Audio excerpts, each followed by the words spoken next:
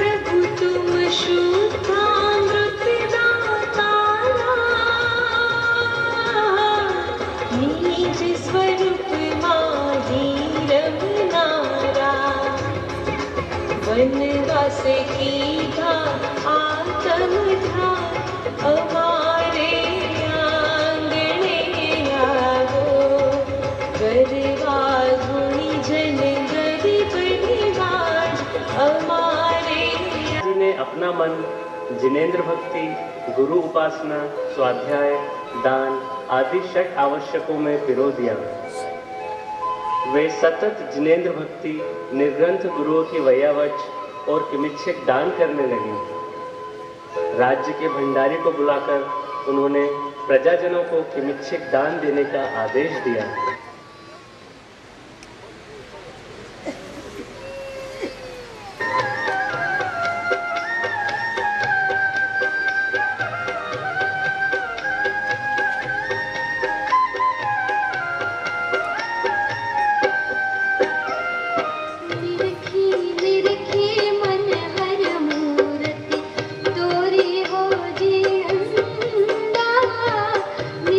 निरखी मन हर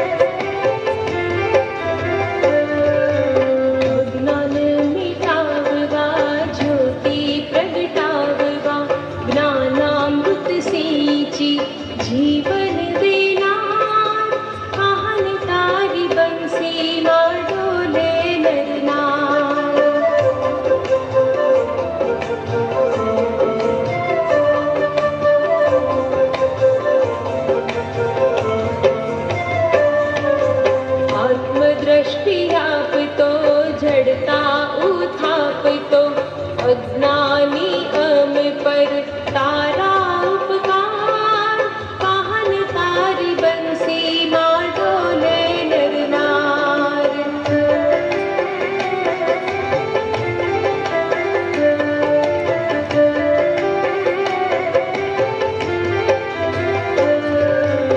आत्मस्वरूप लीन जग थी उदासीन साचू पवित्र तू जीवन जीवनार काहन तारी बंसी माँ डोले नर नार।